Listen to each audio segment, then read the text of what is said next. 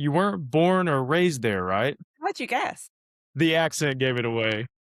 Yeah, I'm originally from Europe. I actually born and raised in, well, we can get into this if you want as Yeah, part of yeah. whatever. Yeah. No, where were you? Where were you born at? So I was born in Switzerland. Cool. Yeah, but my dad's British. My mum was originally from Czechoslovakia, so kind of from all over the place. She was an immigrant. They met. I was born there. They intended to stay in Switzerland for a year, and they've been there for like 45. It happens. So, Wow. That yeah, is cool. And I yeah, mean, I saw where some of your career had been in London yeah, and yeah, then came over to New York and you've been there for quite a long time now, it seems. yeah. I've been in New York for 6 years, Okay. clinging on to the accent. Yeah. But I actually arrived on the 13th of March, 2020, which was like day zero of COVID. Yeah. I was about to say 6 years is like exactly when COVID happened. Yep. So that was a bit of a rude awakening, but it was we made it through and we're here now and we're still here. So, Yeah, that's yeah. amazing. Well, very, very cool story, Josie. I love talking with people who have been well traveled or who have migrated from somewhere else, just because it adds to just like all the things you get to experience and share, and you get, I don't know, it just opens you up to new ideas, new cultures. And I'm sure as a journalist, that adds a lot of value of just being able to, I don't know, see different perspectives on just the way people think and live. And I just think that's very fascinating. Well, I'm just chronically nosy. I think that's why I became a journalist. I just love asking people questions. So, Yeah. Well, traveling allows you to do that. Right. yeah, no, I love that. And Josie, that's kind of leading to my first question, but I want to let people know. So I came across you because of your book, Women, Money, Power, which we're going to dive into because I want to get just your thoughts on what led you to researching and putting that book together. But I would love to kind of just kick things off for those that don't know you and are not familiar with your work.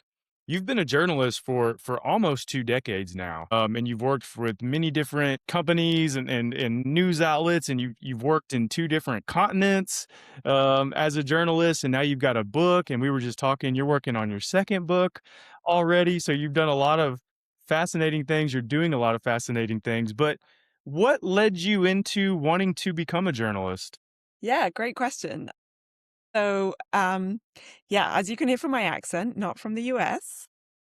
I was born and raised in Switzerland, and my dad's British. So I wanted to go to college in the UK and kind of discover my roots. I actually originally thought that I was going to go into like diplomacy or work for the United Nations or do something like that. Like a lot of travel, meet a lot of different people, explore the world.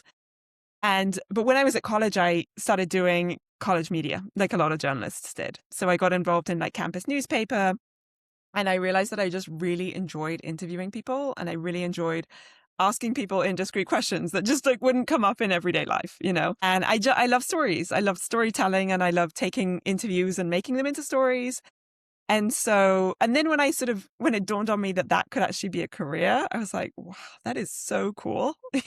And so I started looking for internships. This was around the time of the financial crisis. So not a good time to be looking for jobs, but I got very lucky. I had grown up speaking German. I'd gone to, public school in Switzerland speaking German. And that was sort of my superpower because a lot of the financial crisis at the time was kind of centered around Europe and around Germany. And so I applied for all these different news organizations and somehow my application floated to the top of the pile at Reuters, the huge kind of newswire. And I managed to get a junior reporter job covering financial markets because that was the only story of the day in Frankfurt. Now, what I should say is that I was a liberal arts major.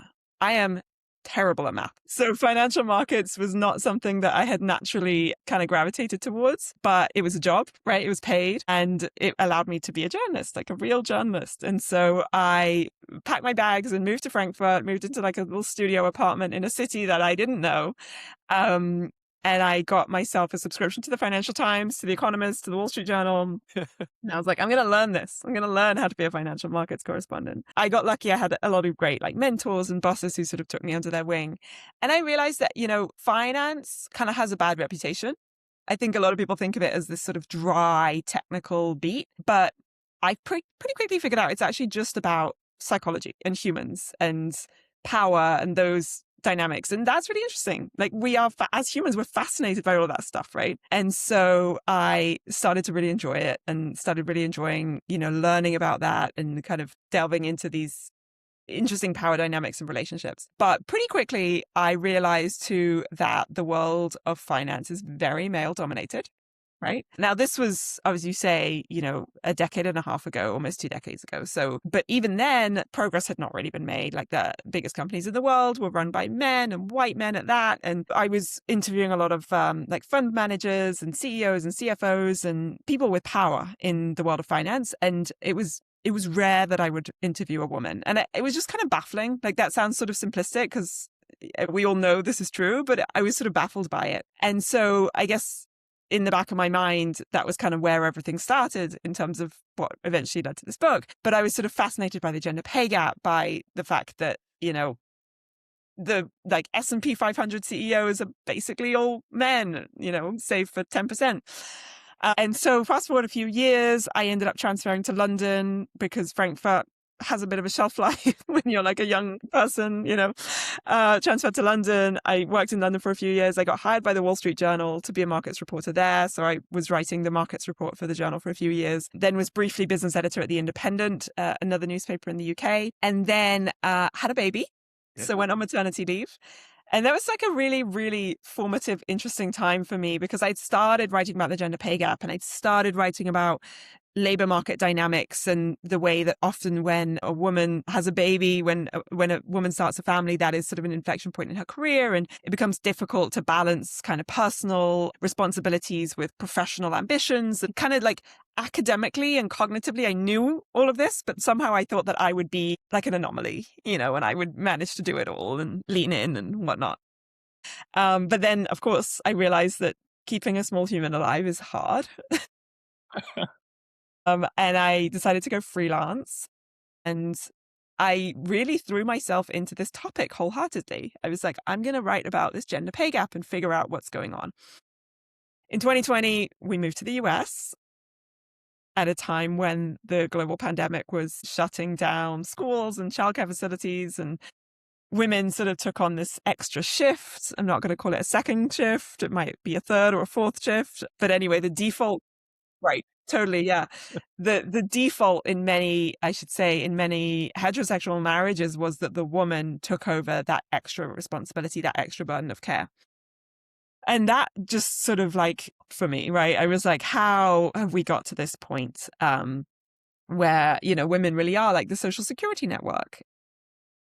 And I was freelancing and parenting, and I had the opportunity to go back to school, which was something I never thought I would do. I got a fellowship at Columbia Journalism School, which gave me the opportunity to kind of stand back and look at my beat from a sort of more holistic perspective and to think about how I might, center my reporting around that. And I'd always wanted to write a book, and I'd always kind of quietly said that was something I wanted to do. It feels very it feels very self-confident to back yourself and be like, yeah, I'm going to write a book because it's such an ambitious project. But, here I was. And during that time, I had the opportunity to interview a CEO of a very large company. And if you've read the book or if you've glanced at the prologue, you'll know this story. But for the benefit of those who haven't, a very quick recap, a little teaser. So I had the opportunity to interview the CEO. It's somebody who's very well known, kind of household name, but it was off the record.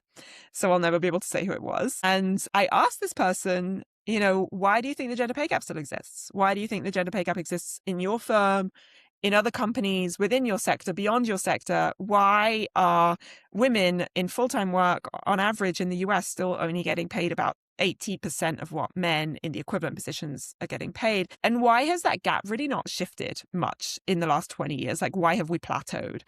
Why is women's labor force participation still much lower than men's? All these questions. And he sort of looked at me, of course, this was on Zoom because of the pandemic. And he went, well, you really have to understand that sometimes when a woman takes some time out of the paid labor market to have a baby, when she comes back, she's just not as ambitious as she was. And I was just thinking like, BS, right? Mm-hmm. Yeah. I mean, it's sad, right? That is an explanation that is so readily offered up, that is considered appropriate and accurate and acceptable. I was just so shocked. And so this sort of set me on this journey. And I realized I've given you like the longest answer to a simple question, but it set me on this journey to figure out like how we got to where we are today. Like, why are we still accepting that why are we placing the onus on women to fix a system that is so rigged in a certain way that is not only unfair towards women, but also to men, right? Like, how are we still so averse to men being the primary caregiver, right? Why is taking paternity leave still so stigmatized? Why are we still so gendered in terms of both domestic life and professional life? And so what came out of all of this wondering was the book that you mentioned, Women, Money, Power, which is sort of a historical explanation, chronologically going back in time to the Second World War, and then sort of charting the course of history forward through the decades and looking at each decade and what happened in each decade that contributed to creating gender equality and then also led to backsliding and just sort of charting this rise and fall as the subtitle says. So that's the story of the book and that's the story of my career. Yeah. No, Josie, thank you for sharing that because I wanted you to have the mic and go through all of that because I think it's very fascinating. I haven't had anyone on this podcast who has written about this topic, and it's very interesting because I think over the last 2 decades, it seems like the conversation's been put out there. Mhm. So it's the awareness seems to be there, but like you said, the action doesn't seem to line up with the awareness. And I'm curious to know, and again, you hear people talk and everyone seems to be like, "Yes, we need to make this fair. We need to make this fair." It doesn't seem to be happening though, because as reports continue to come out, it's still like, "Well, they're still not on equal playing field." And we all agree that's BS. I would say most, and this is books for guys, like we need to know more details about this because we're aware, but we're not fully aware. We don't know the details. We don't know the why. And I'm curious to know what are some things that you discovered while researching and putting this together that may be a surprise to maybe people like myself who we know what's going on, but what are some things that would surprise or shock us to where it may send a wave through us that says like, "Hey, we need to be more intentional about helping progress this change along." What are some things you discovered and learned? Yeah. Yeah. Such a good question. And again, it's something I could talk about all day, as you know. So, the first thing I would say is that when I set out to write this book, I really thought that I would be writing exclusively about the fight for women's professional equality, right? And economic equality, and that this would be like all about the fight staged for women by women. And it's really not that, right? This is so two-sided. I think if feminism has fallen short over the last decades, it has done so because it has not factored in the role of men. And it has not taken into account that men suffer too, right? When there's inequality, when there's gender inequality, that's something that it keeps everyone back, right? N- And the flip side of that is that if we achieve equality, that is something that everyone benefits from, right? This idea of it being a zero sum game is wrong, right?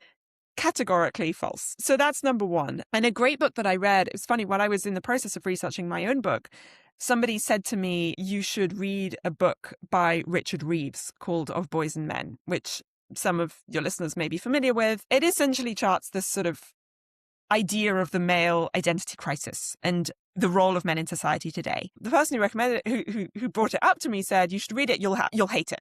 They thought that I would be like really like aggravated by it and completely disagree. I read it and I realized that we're saying exactly the same thing, right? We're coming from completely different angles, but we're addressing two sides of the same coin, necessarily so, right? So yes, we have to have conversations about women advancing in the economy. We also have to have conversations about men's role. And we have to challenge this notion, as I said earlier, that the domestic sphere, that home life, that parenting is somehow the domain of women. Because it's not, right? We all know that Yeah. rationally. But I think we haven't yet quite internalized that. So that was the first thing. The second thing was just kind of the data and the economics of it. There are various different reports and various different analyses on this, but I think basically everyone agrees that if we were to close the gender pay gap globally, we would create economic value that is worth trillions, right? In terms of everything from, women being able to do the jobs that they want in terms of reaching their professional and economic ambitions and potentials, but also things like if we look at countries where we do have more gender equity in the workplace, particularly like some of the Nordic countries, we see that the gender pay gap is smaller. We see that women's labor force participation is higher, mostly because they have better childcare, right? So that's kind of the big piece.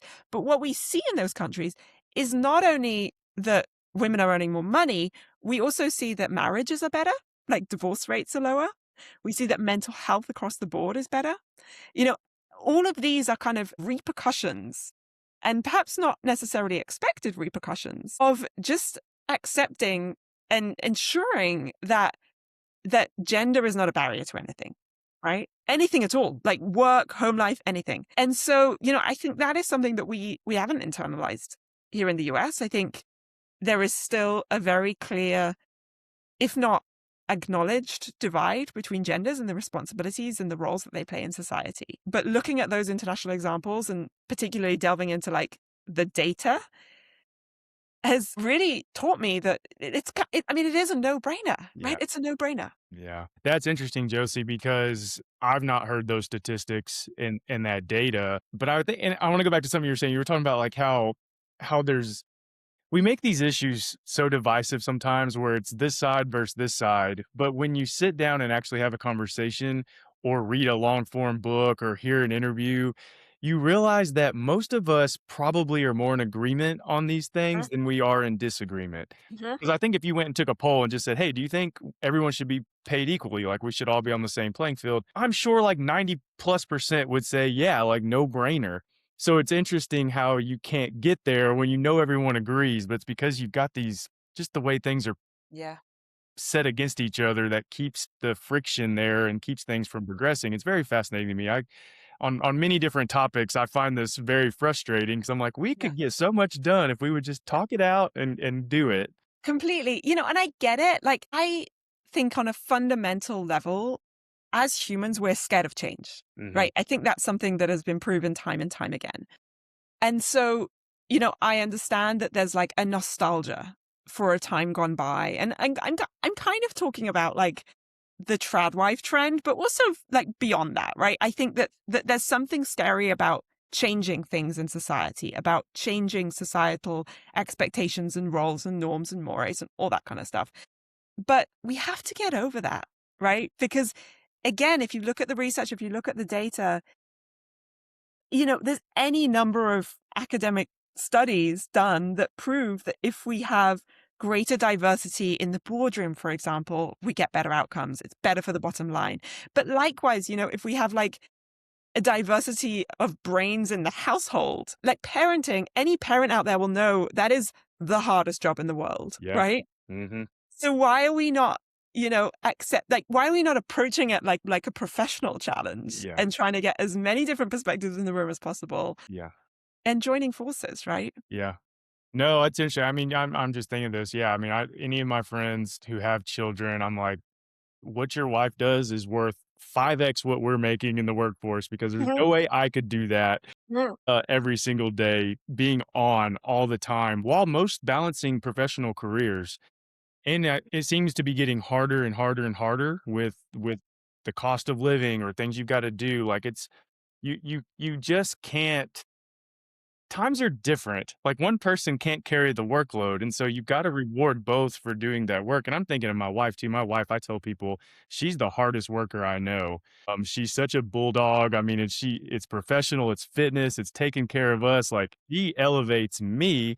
And that's kind of what you're saying. When things are on equal playing Yeah. field, like you elevate and everything Uh, gets better. yeah. And I'm thinking about the statistic of lower divorce rate and higher economic output. I mean, these things just need to be broadcasted more, and I'm glad you are with your book, but what do you think it's gonna take for it to hit the larger scale to where? Because 'cause I'm still thinking of the comment that CEO made to you too, like, I'm baffled by that.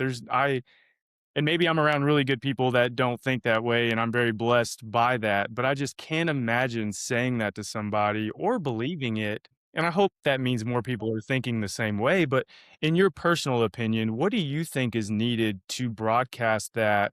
Is it somehow getting that data more out there? Because I think that alone, that data, I Yeah. think most people would say, "Hey, like, we're in a crisis here on the divorce rate." Like, it's over 50%, I think, in the US, and it's like, how do we fix that? Well, here's some data that would help.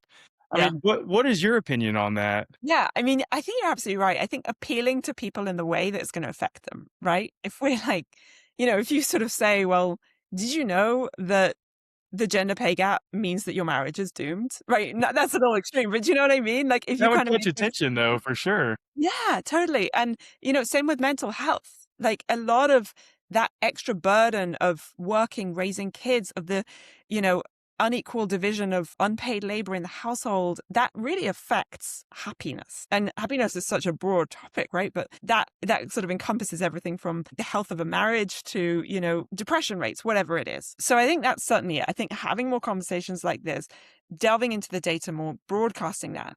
But then I think maybe more fundamentally, I do think the workplace is kind of broken. Like our approach to work is really broken. And what I mean by that is that, well, let's take the pandemic as an example, right? A lot of us who were in sort of white collar service professions had to, overnight become home workers. So, a lot of that shifted to online, a lot of that shifted to the home. Now that was super tough for a lot of people, and I would never downplay that. But I think one thing that it did was it did create a little bit more equality in terms of the division of labor in the household.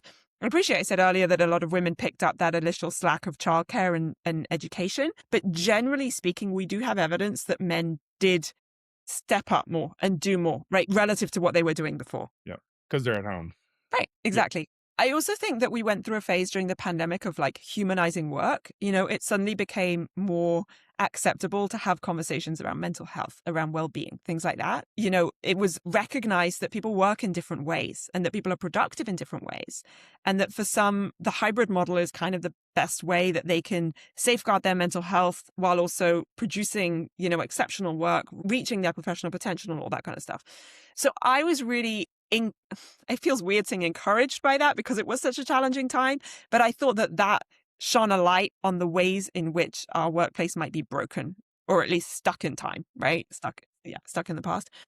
What we've seen since then is a bit of a snapback, right? To right the back ways. to it. Yeah. Yeah. And I find that really, really frustrating, these sort of like stringent return to office mandates, this lack of flexibility.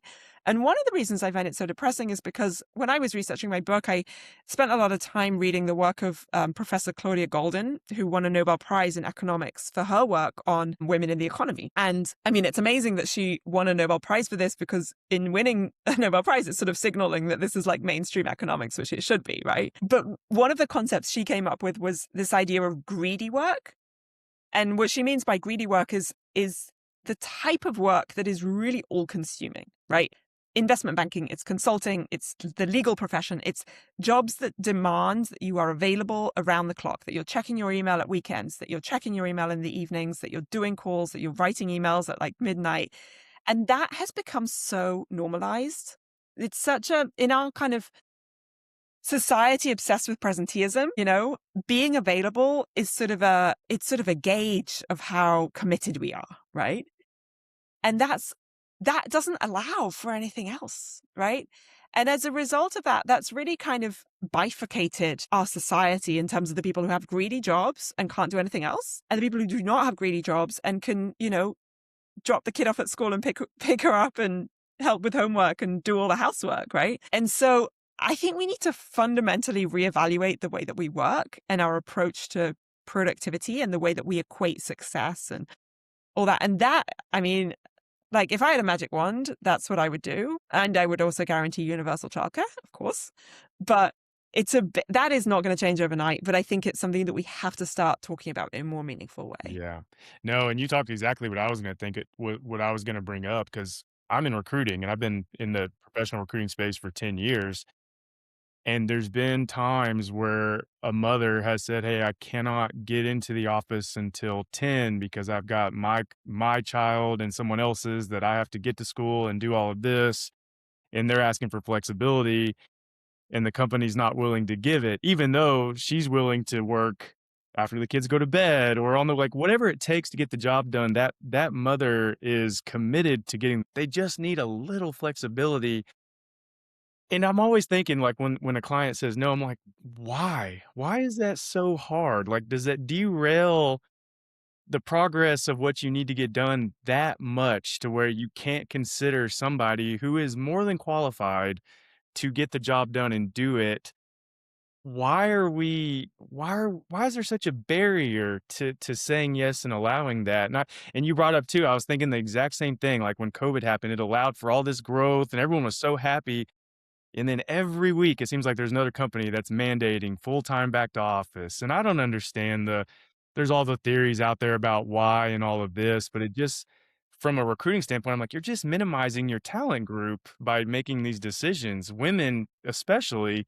So it's just, Josie, I think it's very important that you are continuing your work and writing this book and talking about it as much as possible because again, I'm in agreement with you, and I didn't even know all the like, some of the data you put out there. I'm assuming if someone heard that, and there will be people that obviously hear it from this conversation and whatnot, I think it's gonna resonate, and hopefully, maybe that just continues like a wave to where that's shared more and more and more, and maybe something gets done. Yeah, I mean, I obviously completely agree with you. I think the one thing after the book came out, I continued doing work, and I've done some journalism on this. And one of the things that I think we can all help to do is to destigmatize certain behaviors, right? And the one thing I'm thinking of specifically is paternity leave, right? I mentioned this briefly earlier, but there was some data out last year that just really floored me, and it was around the number of men who are entitled to paternity leave and not taking it. Mhm. And I mean, effectively, they're leaving millions, if not billions of dollars in worth on the table by just not feeling like they can take it, thinking that they're going to be penalized in some way for, like kind of upsetting gender norms, I guess, kind of defying expectations, whatever those expectations might be, and whomever they happen to come from, right? And breaking those barriers and changing those norms requires critical mass, you know? And I did a big piece, did a big sort of investigation on this for Bloomberg and looked at the data and then also spoke to a lot of men who either felt like they couldn't take parental leave because there was some kind of stigma and they would suffer repercussions, or people who had taken it and said that they were actually penalized, right? And all of them said, it would make such a difference if management walked the walk and not just talk the talk. Yeah. In many cases, there were employees at firms who I spoke to who said that their manager was like, yeah, you should take it, but I never would because obviously I can't because, I can't miss out on what's going on here. It would be really irresponsible. And like, no, I'm sorry, but that's not how this works. Yeah. So this is sort of this is sort of a communal responsibility, a societal responsibility that we all have. And I think that everyone in their own way can do their bit, right? Regardless of whether you're a parent or not, it is something that you can talk about, that you can be open to, that you can help to normalize in the workplace. Yeah. Yeah, and I'm thinking about that. I mean, companies really could make a stand by almost forcing you to take Mhm. paternity leave and Yeah, celebrating it. yeah, Like, yeah, "You not come in here for the next however long, right, yeah, we better see pictures of you and your family and tell us yeah, everything that's going on," and right, that simple switch. I mean, think of how great of a culture you can build yeah, too of totally, employees who are, like, so thankful for that, and then all of a sudden they wanna work harder because they work right, for people who care. I yeah, had someone on the podcast this week actually and just talking about, like, the human aspect of caring and listening and just how mhm, strong of a culture companies mhm, who implement and actually practice that have versus the ones who don't. That's totally, exactly what you're talking about yeah. is, okay, great, it's great if you wanna implement and offer paternity leave, but if you're gonna make it such Yeah. Exactly. Yeah. And I'll just jump in with one last example because this is I just find this so fascinating, and then I'll let you move on. But again, looking over at the Nordics, Sweden. So okay, against the backdrop of the US not guaranteeing any parental leave, right? Sweden offers 460 days of guaranteed parental leave split between two parents. And the more equally you divide those days, the more you're financially incentivized.